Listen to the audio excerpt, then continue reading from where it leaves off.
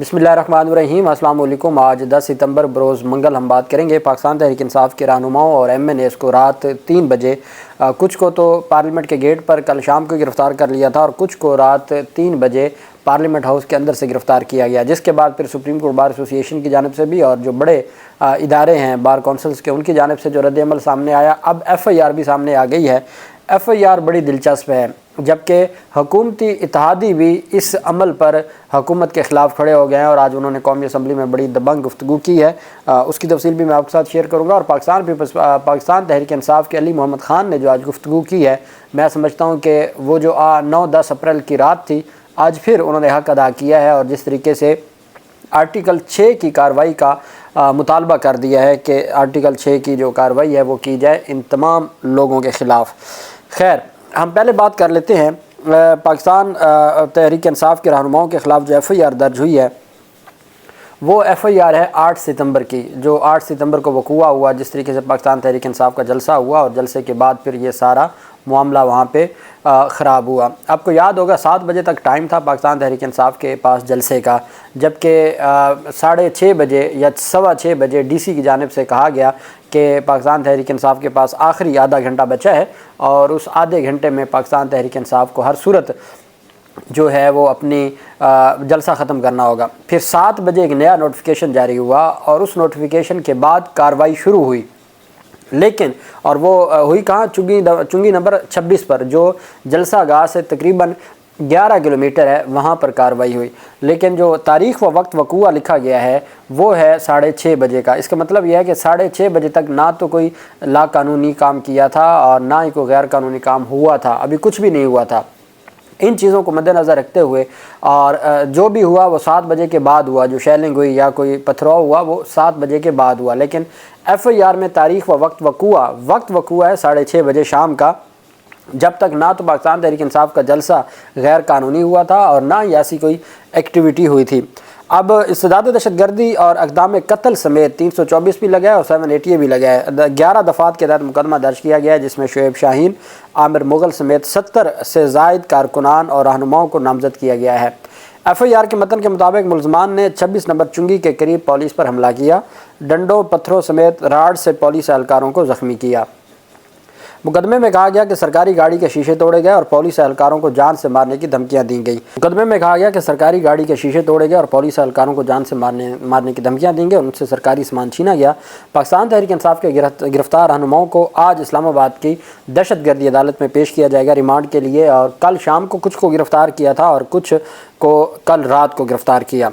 अब शेर अफजल मरवत, बैरिस्टर गौहर अली ख़ान और शुएब शाहीन को गिरफ़्तार किया उनके जो चैम्बर है उसमें से, जबकि बैरिस्टर गौहर अली ख़ान को और उनके साथ जो शेर अफजल मरवत हैं उनको पार्लियामेंट गेट से गिरफ़्तार किया गया।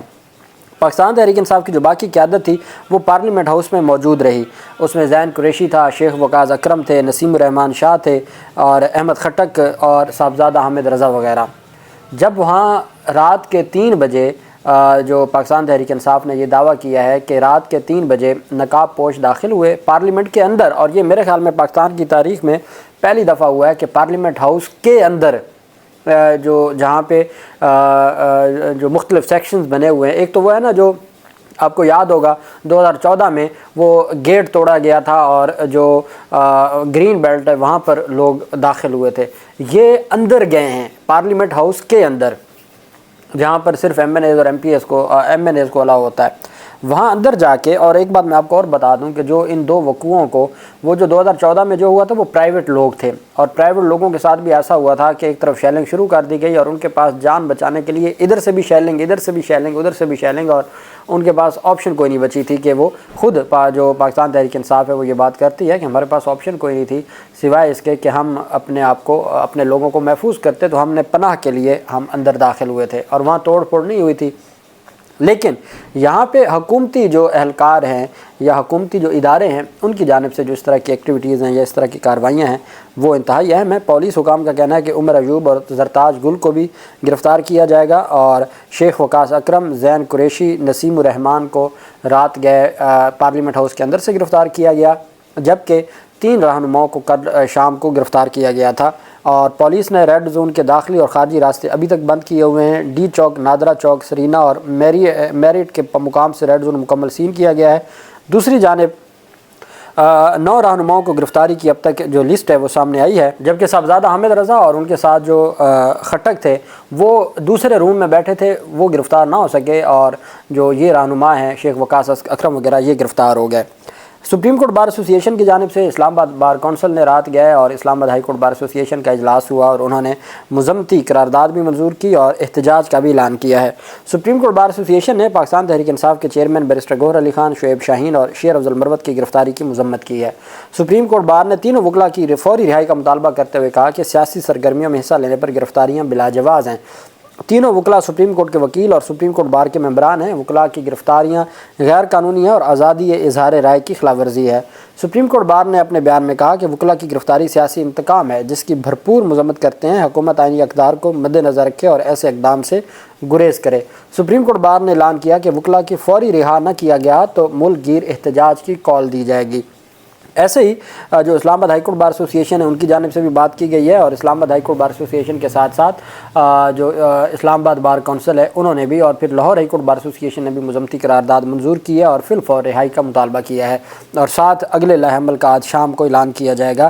اور اب ان کے خلاف جو چونکہ قیادت تو ساری تھی جلسہ گاہ میں، میکسیمم 109 PPC کے تحت ابیٹمنٹ میں ان کو شامل کیا جائے گا۔ ڈائریکٹ ان کے خلاف ایلیگیشن ہے نہیں، اور جب ان ملزمان کو جو کارکنان چند گرفتار ہوئے ان سے پوچھا تو انہوں نے کہا جی کہ ہمیں شعیب شاہین اور عامر مغل نے یہاں پہ کہا تھا، ہمیں آرڈر دیے تھے کہ آپ نے پولیس والوں کو۔ اب جو بھی وقوع ہوا، اگر تو جو وقت مقرر تھا اس سے جلسہ آگے گیا تو یہ بھی 7 بجے کے بعد ہونا چاہیے تھا، 7 بجے سے پہلے کارروائی نہیں ہونی چاہیے تھی۔ شیلنگ کی بھی جو خبریں سامنے آئیں وہ بھی DC کے احکامات 7 بجے کے بعد شروع ہوئی۔ تو یہ کون سا پتھراؤ ہے جو 6:30 بجے ہوا جس کی کوئی خبر میڈیا پہ نہیں آئی تھی، اور یہ جو ساری تفصیل ہے وہ سامنے آئی ہے۔ تو اب جو ہے وہ جو محمود اچکزئی کی جانب سے بے نظیر اور میاں نواز شریف نے ہمیشہ جمہوریت کی بات کی، پیپلز پارٹی اور مسلم لیگ نون پارلیمنٹ کی بالادستی کے لیے معاہدہ کیا، جس انداز سے پارلیمنٹ اور آئین کی بے عزتی کی گئی ہے، آپ سمیت سب نے بار بار آئین کا حلف لیا ہے۔ یہ پیپلز پارٹی اور مسلم لیگ نون کا امتحان ہے، آپ آئین کے ساتھ کھڑے ہوتے ہیں یا غیر جمہوری قوتوں کے دم پر چلے بننے کو ترجیح دیتے ہیں۔ اسپیکر نے محمود اچکزئی کے نامناسب الفاظ حذف کر دیے۔ اب دنیا نیوز کی جانب سے بھی یہ خبر سامنے آئی ہے اور بھی TV چینلز نے یہ بات کی ہے کہ اسپیکر کی اجازت کے بعد یہ کارروائی ہوئی ہے، یہ تمام جو کارروائی ہے وہ اسپیکر کی اجازت سے ہوئی ہے۔ ساتھ پارلیمنٹ کے اندر جو سید نوید قمر ہیں، پاکستان پیپلز پارٹی کے جو رہنما ہیں، ان کی جانب سے پارلیمنٹ کا جو اجلاس جاری ہے اس میں کہا گیا ہے کہ پارلیمنٹ کے اندر گھس گئے، کل اس ہاؤس میں سے گرفتاریاں ہوں گی، تمام حدیں کراس کی گئیں، اس کی انکوائری کرائیں، سامنے لائیں، ورنہ یہ صرف شروعات ہیں، انجام کیا ہوگا علم نہیں ہے۔ انہوں نے انکوائری کا مطالبہ کہا ہے اور سخت ترین ایکشن کا مطالبہ کیا ہے حکومت سے اور اسپیکر سے۔ وفاقی حکومت کے اتحادی پاکستان پیپلز پارٹی نے انہوں نے کہا کل یہ ریڈ لائن کراس ہوئی ہے، تمام حدیں کراس کی گئی ہیں، اس کی انکوائری کروائیں، یہ شروعات ہیں، نہیں تو انجام کل یہاں تک اسپیکر کو بھی آ کے گرفتار کریں گے اور یہ معاملہ آگے بڑھے گا۔ اس کے بعد جو اہم پیش رفت سامنے آئی وہ پاکستان تحریک انصاف کے رہنما علی محمد خان نے کہا کہ کل رات ہمارے رہنماؤں کو پارلیمنٹ ہاؤس، مسجد اور حجرے سے اٹھایا گیا۔ کل رات جو ہوا وہ پاکستان کی جمہوریت کا 9 مئی تھا، جسے پاکستان کی تاریخ میں ایک کالے باب کے طور پر یاد رکھا جائے گا۔ اسپیکر کی زیر صدارت اجلاس میں انہوں نے کہا کہ ہم اپنا مقدمہ لڑ رہے ہیں، آج میرا مقدمہ جمہوریت کا ہے۔ کل رات جو ہوا پارلیمان کے ساتھ ہوا۔ اسپیکر صاحب، ہم اسرائیل میں نہیں پاکستان میں ہیں۔ ان کا کہنا تھا کل رات آپ کے ساتھ اراکین پارلیمنٹ نے اس ایوان میں پناہ لی، وہ چھپتے پھرے کہ پناہ مل جائے، پھر مسجد میں پناہ لینے والے مولانا نسیم صاحب کو بھی اٹھا لیا گیا۔ انہوں نے کہا کہ جمشید دستی کو پناہ نہ مل سکی، مسجد سے ملحقہ حجرے سے انہیں اٹھا لیا گیا۔ 9 مئی میں جو غلط تھا وہ غلط تھا، کل رات جو ہوا وہ پاکستان کی جمہوریت کا 9 مئی تھا۔ 10 ستمبر 2024 پاکستان کی تاریخ میں ایک کالے باب کے طور پر یاد رکھا جائے گا۔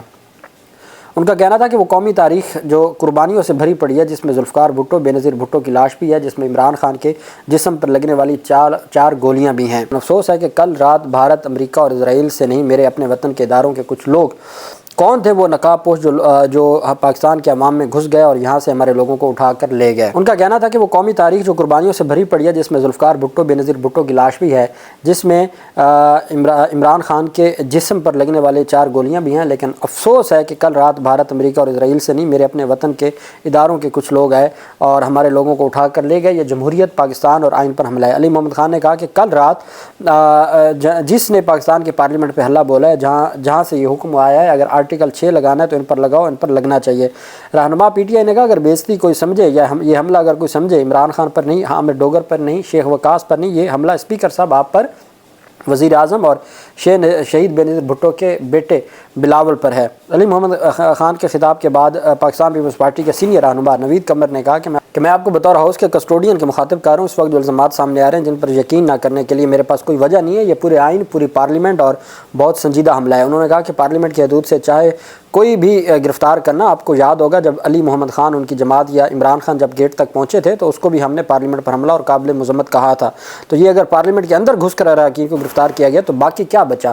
یہاں ہاؤس میں آئیں گے اور آپ گرفتار کریں گے، اس پر آپ کو سنجیدہ انکوائری کر کے سنجیدہ ایکشن لینا پڑے گا۔ نوید قمر نے کہا اگر ایکشن نہ لیا گیا تو پھر یہ سلسلہ یہاں رکے گا نہیں، یہ تو شروعات ہے۔ جب پارلیمنٹ پر حملے کی بات ہو تو جہاں سے بھی بات ہو ہم سب ایک ساتھ کھڑے ہونے چاہیے۔ پھر وزیر دفاع نے بھی اس کے اوپر رد عمل دیا، اور اب دیکھنا یہ ہے کہ اسپیکر کیا ایکشن لیتے ہیں اور ان کو پیش کیا جاتا ہے تو اس میں کیا پیش رفت سامنے آتی ہے۔ جو بھی تفصیل ہوگی میں آپ کے ساتھ شیئر کروں گا۔ اللہ پاک پاکستان کا حامی و ناصر ہو۔ بہت شکریہ۔ اللہ حافظ۔ پاکستان زندہ باد۔